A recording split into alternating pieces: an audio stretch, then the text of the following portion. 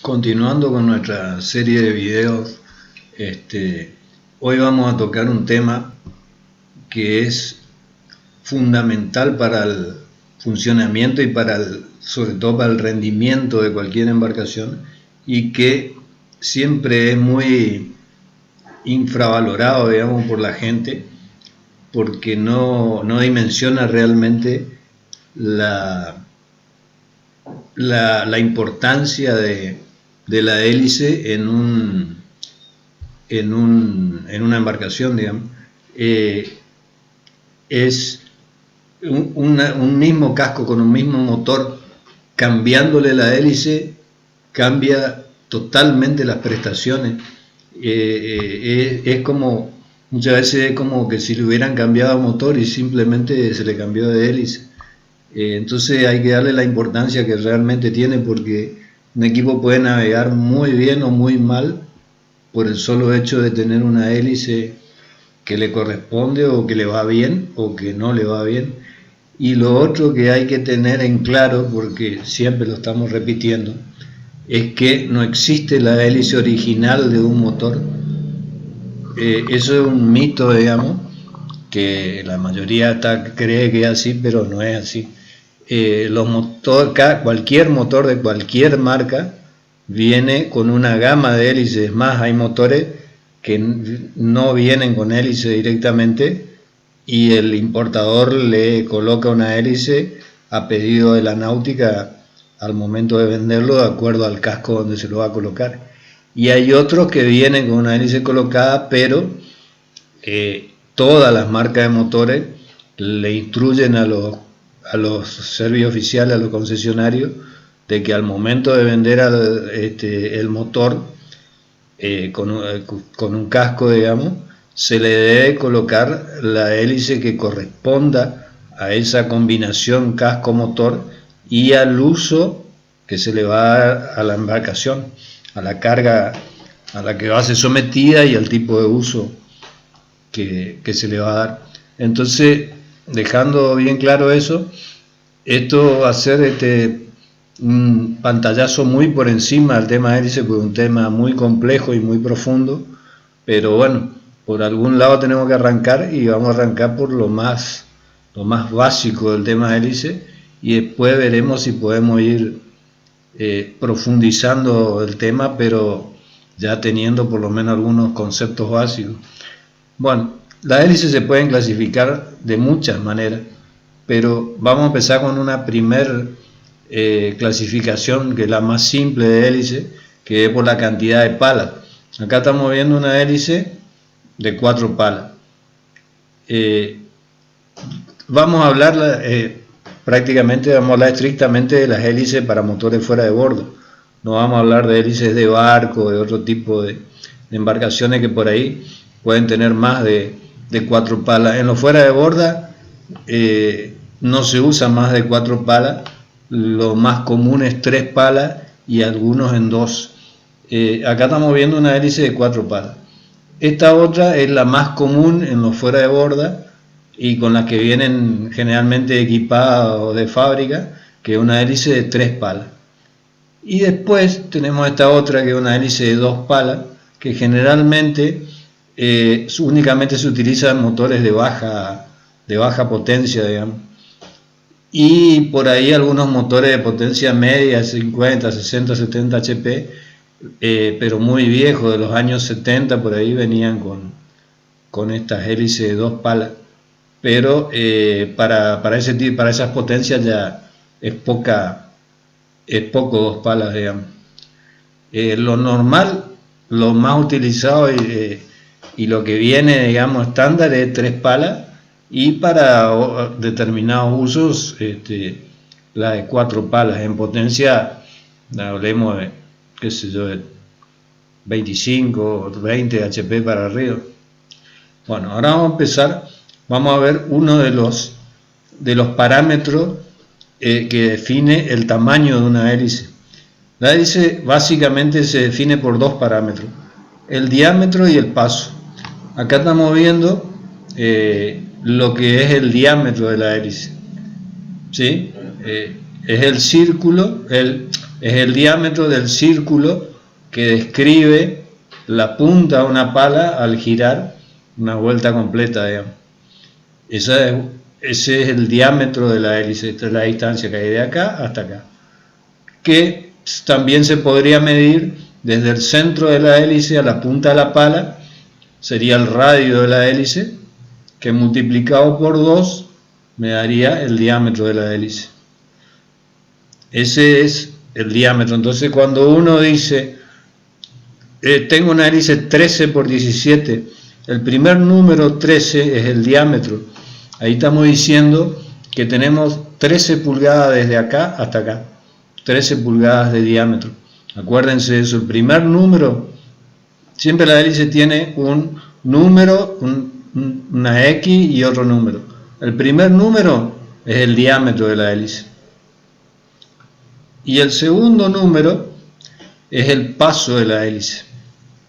El paso de la hélice es lo que en teoría, en situación teórica, avanzaría una hélice en una vuelta completa, en un giro completo de 360 grados.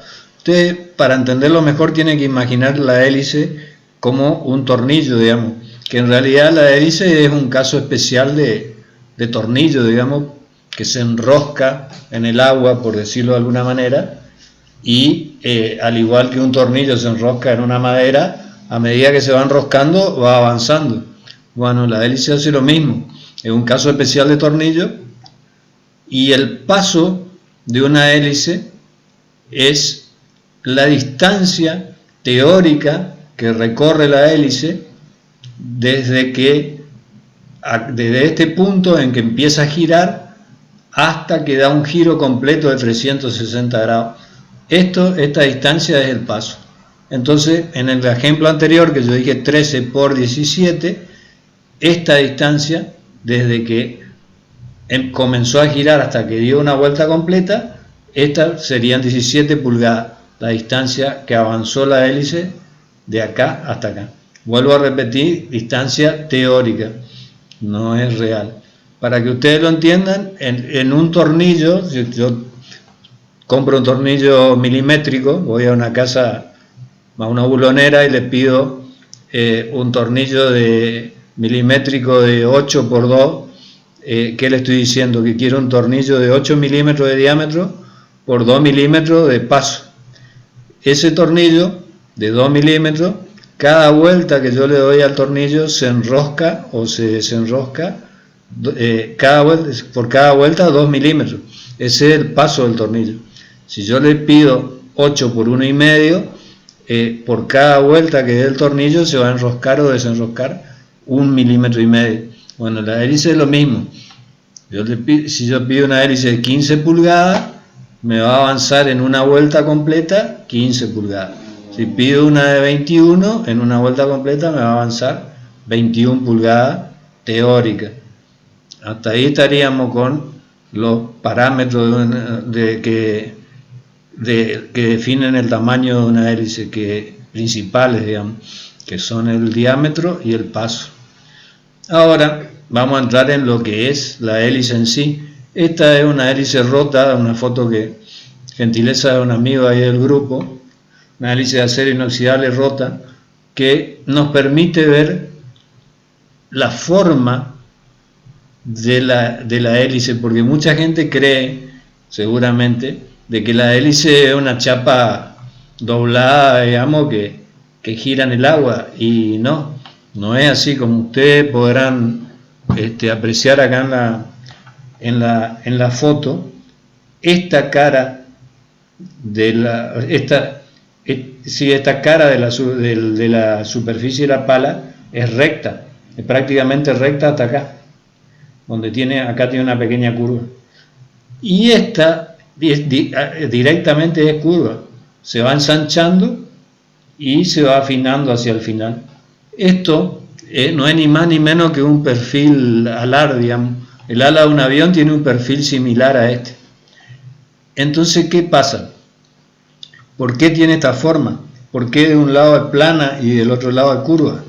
Es para aprovechar mejor la fuerza de la hélice, porque al girar la hélice en el agua, cuando choca el agua acá en el borde de ataque, digamos, o sea, la parte que golpea contra el agua, cuando empieza a entrar en contacto la hélice con el agua, se llama borde de ataque, y la parte por donde sale el agua se llama borde de fuga, igual que en un ala. Entonces, cuando el borde de ataque comienza a cortar el agua se divide en dos. Una parte del agua se desliza por esta cara de la hélice y la otra parte por esta otra cara de la hélice. Pero ¿qué pasa? Esto es una línea recta y esto es una línea curva. Y acá atrás, la molécula de agua que estaba acá, si acá había dos moléculas de agua y una se abrió para acá y la otra para acá, tienen que llegar juntas acá atrás, al borde de fuga. Para llegar juntas, como esta tiene que recorrer una distancia mayor que esta, que va por esta cara, necesita recorrerla a mayor velocidad. Entonces ahí es donde, por un principio de la física y una ecuación, digamos, que se puede calcular y demás, que no vamos a entrar en eso, pero el principio de la física establece que al aumentar la velocidad necesariamente tiene que disminuir la presión para mantener constante la energía, digamos, del fluido, porque la energía no se crea ni se destruye, simplemente se transforma. Entonces, al aumentar la velocidad, que es un componente de la energía, tiene que disminuir la presión, que es otro de los componentes. Hay varios más, pero no se aplican a este caso y no nos vamos a enroscar con tantas fórmulas matemáticas, ¿no? Entonces, el agua que pasa por esta cara pasa a una velocidad mayor y a una presión menor que esta. Al ser menor la presión acá que acá, aparece una fuerza en este sentido, por diferencia de presiones, y es una fuerza que se suma a la fuerza que hace la hélice por el cruce que tiene, digamos, el paso que tiene, y que se enrosca en el agua. Y además, para sacarle una ventaja extra, el borde de fuga, digamos, está torcido, digamos, de modo que el flujo de agua que viene recto por acá, al pegar acá, ejerce una fuerza sobre esta punta que también la empuja hacia este lado. O sea, se trata de aprovechar lo más posible la fuerza, las distintas formas, los distintos tipos de fuerza, digamos, que actúan en la hélice para buscar el máximo rendimiento, digamos, de la hélice. Entonces, básicamente, lo que quería que sepan es que la hélice no es una chapa doblada, sino que tiene un perfil alar que provoca diferencias de presiones entre una cara y otra de la hélice, que después más adelante nos va a servir para que entiendan otro fenómeno que ocurre en las hélices. Bueno, y ahora, volviendo al tema del paso, acá esquemáticamente tenemos dibujado lo que sería una hélice de paso alto y una hélice de paso bajo. Esto lo puse porque es muy común que la gente diga, no, tenés que ponerle una hélice de fuerza, no, ponerle una hélice de velocidad, y por ahí la gente no tiene bien claro qué diferencia hay entre una hélice de fuerza y una hélice de velocidad. Y la diferencia es claramente esta. Lo que la gente llama hélice de velocidad es una hélice de gran paso, digamos, de paso alto. Entonces, en este caso esquemático, esta hélice da 1, 2, 3 giros completos.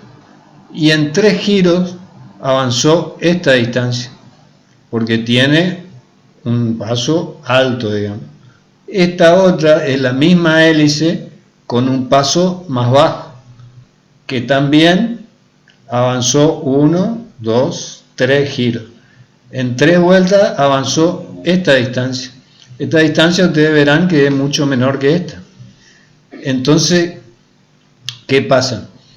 Por eso se dice que esta es una hélice de fuerza y esta es una hélice de velocidad, porque si las revoluciones del eje de la hélice se mantienen constantes, esta hélice le da más velocidad, digamos, a la lancha, porque como el giro del eje de la hélice se mide en revoluciones por minuto, si yo mantengo constante, esta va a avanzar en la misma cantidad de revoluciones por minuto, va a avanzar una distancia mayor que esta. Pero ¿qué pasa? Otra vez volvemos a los principios de la física. La potencia, una de las formas, de las tantas formas de definir, digamos, a través de fórmulas la potencia, es la de fuerza por velocidad. Una definición de potencia es fuerza por velocidad. Entonces, si yo tengo una velocidad mayor, por ende si la potencia es la misma, porque es el mismo motor el que está moviendo esta hélice de paso corto y esta hélice de paso largo, el motor tiene la misma potencia. Entonces mi potencia es constante. Si mi potencia es constante y mi velocidad aumenta, mi fuerza disminuye. Y si mi velocidad disminuye, mi fuerza aumenta. Eso es así porque, ya les digo, por un principio de la física, la potencia se puede definir como el producto, la multiplicación de la fuerza por la velocidad. Entonces, por eso, una hélice de paso corto es una hélice de fuerza y una hélice de paso largo es una hélice de velocidad. Ahora vamos al tema de la superficie de las palas de la hélice, que uno muchas veces no le hace caso y que influye mucho. Estas son, las 3 hélices tienen 3 palas, pero como ustedes verán, esta es una hélice de 3 palas, delgada, fina, con poca superficie. Esta es una hélice de 3 palas con un poco más de superficie que esta, y esta es una hélice de 3 palas con bastante superficie, bastante más superficie que las otras. Entonces, eso también influye. Muchas veces hay gente que no entiende qué es lo que está pasando, porque dice, yo tenía una hélice 13x17 y se me rompió y le compré y le puse otra 13x17 y no anda igual que antes. Y claro, y la explicación puede ser esta, de que tenía esta 13x17 con esta superficie de pala y ahora la cambió por esta 13x17 con esta otra superficie de pala. Cuanto mayor es la superficie de la pala, más volumen de agua desplaza, más caudal de agua desplaza. Entonces tiene mayor agarre, digamos, lo podríamos comparar con la rueda de un auto. Esta sería una rueda finita y esta sería una rueda patona en un auto. Entonces, ¿qué pasa? Si yo le aplico mucha potencia al auto con una rueda finita y estamos en una superficie que no es muy adherente como la tierra, el barro o el pasto, ¿qué va a pasar? Va a pasar que va a patinar. En cambio, si la rueda es más ancha, tal vez no patine nada o por lo menos va a patinar mucho menos. Entonces, de ahí surge el tema de que a igualdad de diámetro y a igualdad de paso, 2 hélices por ahí se comportan distinto y la embarcación se comporta distinto por la superficie de la pala. que hace de que con esta hélice tire más RPM en alta, por ejemplo, pero necesite más RPM para planear. Y en esta tire un poco menos de vuelta en alta, pero planea menos vueltas a pesar de tener el mismo diámetro y el mismo paso. Es otro factor a tener en cuenta, la superficie de las palas de una hélice. Bueno, y ahora vamos al tema de la selección de hélice, que lo vamos a ver medio por arriba, pero lo vamos a ver. En este gráfico van a ver tres líneas. Esta verde, que le diría que no le hagan caso, porque es la línea de el consumo de combustible en función de las revoluciones del motor, que no es un tema que vamos a tocar en este momento. Esta otra azul, que es el par motor en función de o el torque, como le quieran llamar, en función de las revoluciones del motor. Y esta roja, que sí va, que la que más nos interesa, que es la curva de potencia del motor. Entonces acá podemos ver que este motor a 1000 vueltas tiene alrededor de 7 HP más o menos. A 3000 vueltas anda alrededor de los 23 HP, 22 HP. Y así va, a medida que van subiendo las revoluciones, va subiendo la potencia del motor hasta que llegamos a la potencia máxima, que es acá, donde la curva cambia. Eso está a las 6000 RPM.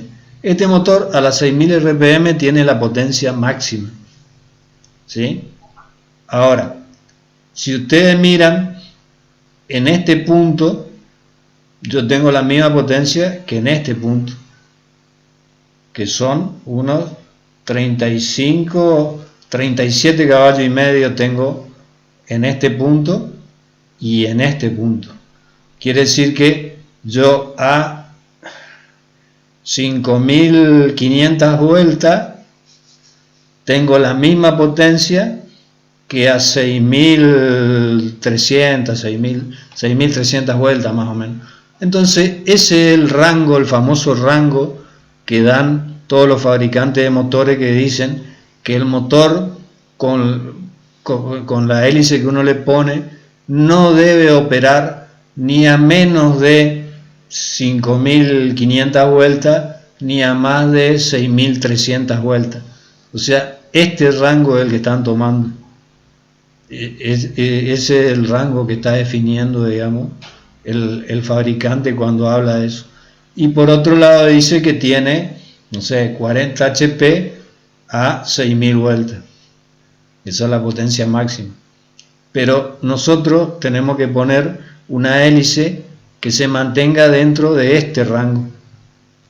Porque si ustedes ven la diferencia de potencia entre estos dos puntos y este es mínima. Estamos hablando de, si estos son 5 HP, estamos hablando de 1 HP de diferencia, prácticamente cero la diferencia.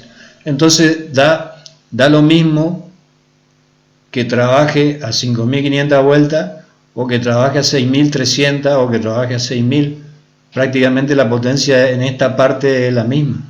Entonces este es el rango dentro del cual nos tenemos que manejar con la hélice que elijamos.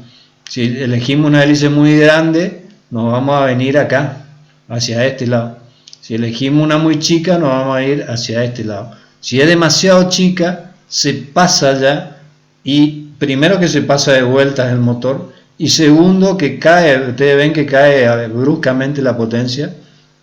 Si yo me voy a 6500 vueltas, que es lo que está dibujado en el gráfico, ya tengo casi 35 HP otra vez. Y si no llego a las 5500, que es lo que me está pidiendo como mínimo el manual, si yo estoy en 4500, por ejemplo, 4500 sería acá, estoy en 32, 33 HP contra 40 que tendría que tener. Por eso es muy importante respetar el rango del fabricante. Por eso y por las consecuencias de posibles roturas del motor, digamos. Y De paso, ya que estamos, vamos a ver algo acá que no tiene demasiado que ver con la hélice, pero tiene también que ver más con el motor que con la hélice, que es esta curva celeste, que es la del par motor máximo. El par motor, esta es la curva del par motor, la azul. El par motor máximo, acá lo está marcando, está alrededor de las 4.400 vueltas, más o menos. Y acá dice zona eficiente. Esto se refiere no a la hélice, sino al motor en sí. El motor la zona más eficiente del motor es desde el par motor máximo hasta el máximo régimen de revoluciones, digamos. Esto se define como la zona más eficiente, pero el punto más eficiente en realidad es donde está el par motor máximo.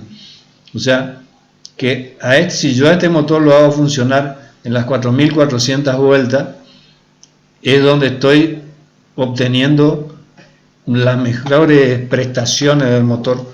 O sea, el par motor más alto con el menor consumo de combustible, porque si ustedes ven la curva verde de consumo de combustible, va a ver cómo va bajando, bajando, bajando, y el punto mínimo de consumo de combustible coincide con el punto del par máximo, y después empieza a subir otra vez el consumo de combustible. Entonces, eso es para que lo tengan en cuenta, de que si uno quiere navegar lo más eficientemente posible, tiene que tratar de navegar donde está el par motor máximo, que es un dato que también lo provee el fabricante. En este caso, estos datos son de un Yamaha 70, de un Yamaha 4 tiempos. No me acuerdo qué potencia, que debe ser un Yamaha 40 4 tiempos.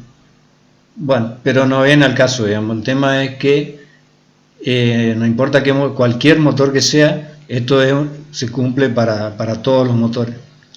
Resumiendo, tenemos que respetar siempre los límites que dice el fabricante. Si me dice 5.500 a 6.300, dentro de este régimen me tengo que manejar, le ponga la hélice que le ponga. Seguimos.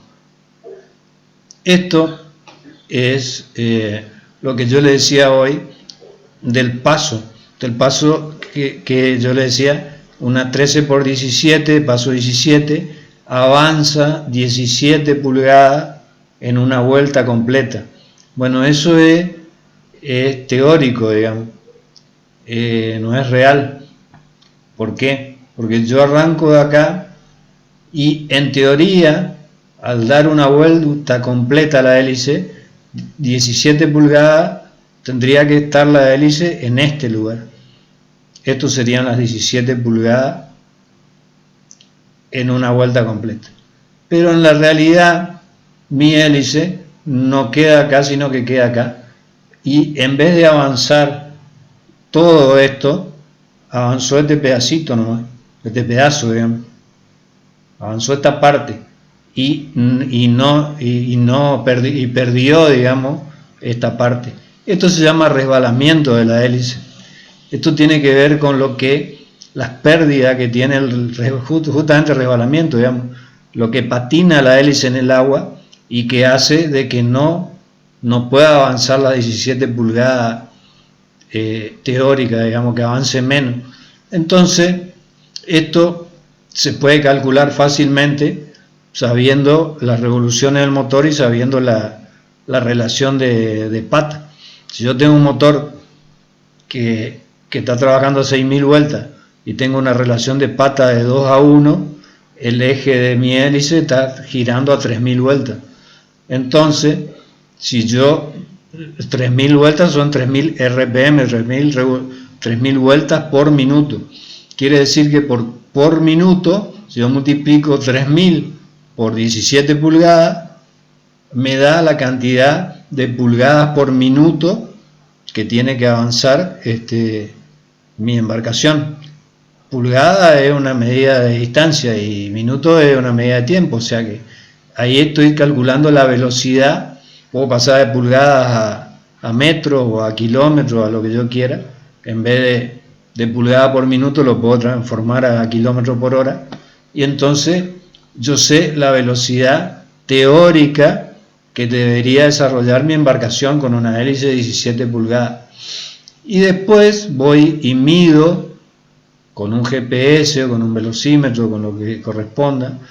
En realidad tendría que ser con un velocímetro en el agua, porque tenemos que medir la velocidad con respecto al agua, no con respecto a la tierra. Yo voy y mido y me da, en vez de darme la 17 pulgadas, me da, por ejemplo, 16 pulgadas por vuelta. Entonces estoy perdiendo 1 pulgada por vuelta. Bueno, en definitiva, el resbalamiento, o este cálculo de resbalamiento, sirve para ver qué tan eficiente es la hélice en el casco que está puesta o no.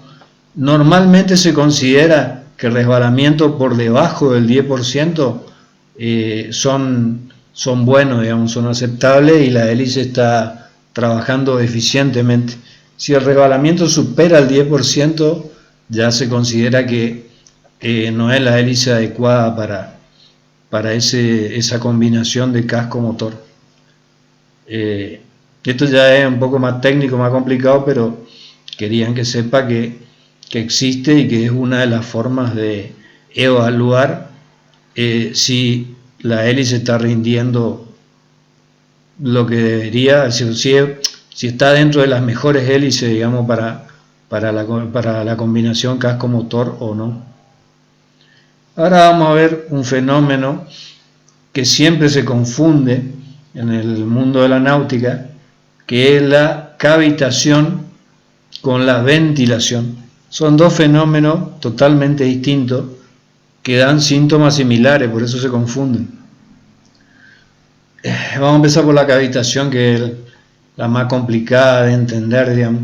Si ustedes googlean o leen por ahí qué es el fenómeno de cavitación, se van a encontrar que cavitación es cuando un líquido, un material, digamos, pasa del estado líquido al estado gaseoso a temperatura ambiente, digamos. Generalmente la cavitación se da o se estudia más en el agua, porque es el fluido que más se utiliza en todo tipo de máquinas, estamos hablando, ¿no? Entonces, cuando el agua pasa del estado líquido al estado de vapor a temperatura ambiente, ahí se produce vapor de agua, digamos, agua en estado gaseoso.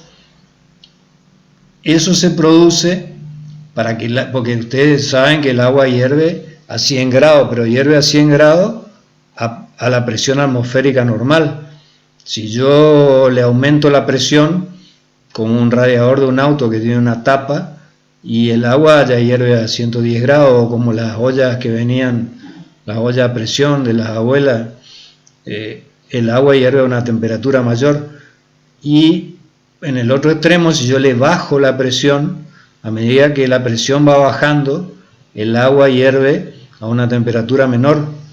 Entonces el fenómeno de cavitación se produce cuando, por el efecto ese que yo le decía hoy del perfil alar y otros efectos que se producen al desplazarse la hélice en el agua, la presión baja tanto en algunas zonas de la hélice, cae tanto la presión que hace que el agua pase del estado líquido al estado de vapor, y después cuando sale, porque eso son zonas de baja presión, digamos, de extremadamente baja presión, que hace que se evapore el agua.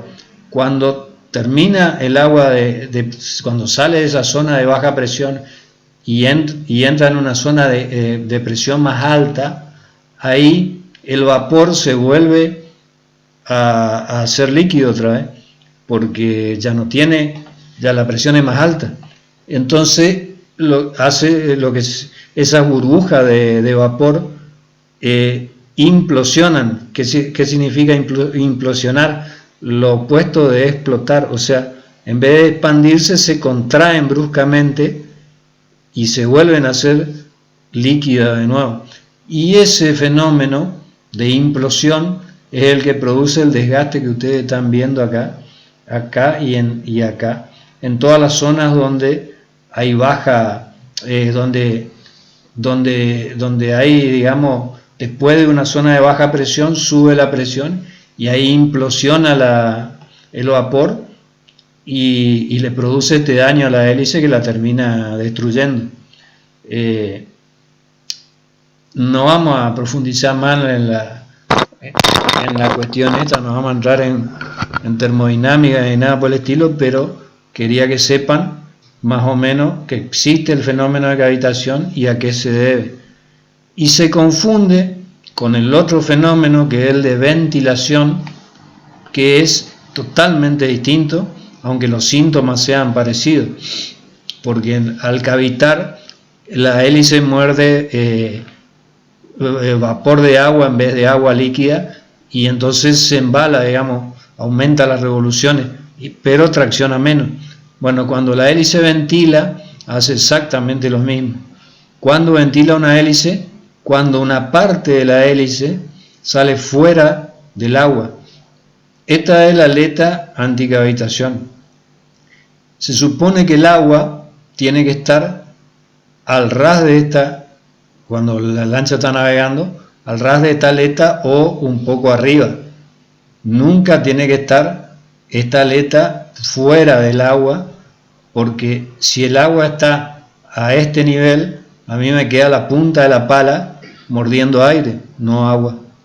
Y al morder un poco de aire acá y un poco de agua acá, crea una turbulencia que en definitiva hasta esta altura de la pala está mordiendo una mezcla de aire con agua, y eso hace de que se disparen las revoluciones del motor porque está girando en un medio mucho menos viscoso, que es el aire, pero deja de traccionar, porque es una pala diseñada para mover agua, no aire, digamos, no es una pala de un avión.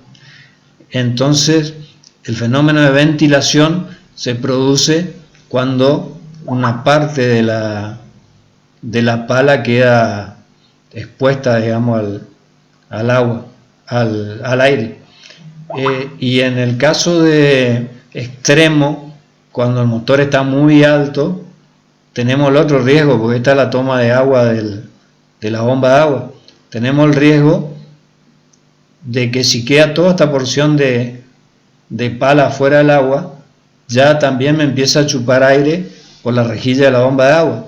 Entonces la bomba de agua está recibiendo una mezcla de agua acá abajo con aire acá arriba, y eso daña el rotor de la bomba de agua. Entonces por eso nunca hay que poner los motores más altos de lo que recomiendan los fabricantes, digamos, y los manuales, que es la aleta anticavitación queda al ras del casco. En ciertas aplicaciones, digamos, en lancha de carrera, se trabaja con la aleta de anticavitación fuera del agua, y a veces hasta con la pala un poco afuera del agua. Para eso son las famosas perchas electrohidráulicas que van levantando el motor y bajándolo. Pero para eso tenemos que tener ya toda una estructura, tenemos que tener un reloj de presión de agua para controlar la bomba, y tiene que ser algo que tiene que ser variable, no fijo, porque yo puedo ir en línea recta, cuando voy navegando, puedo ir levantando el motor hasta que quede una parte de la pala fuera del agua y lograr el mayor rendimiento, la mayor velocidad final, pero en línea recta, porque cuando yo doblo, al escorarse la lancha, es mucho mayor la cantidad de pala que queda afuera, y ahí patina demasiado y deja de traccionar. Entonces ahí necesito variar la altura del motor para hacer giros bruscos, por ejemplo. Entonces ese sería el fenómeno de ventilación, cuando la hélice deja de trabajar totalmente en el agua y una parte de la pala trabaja en el aire. Así que bueno, con esto terminamos la explicación básica de lo que es el tema de hélice.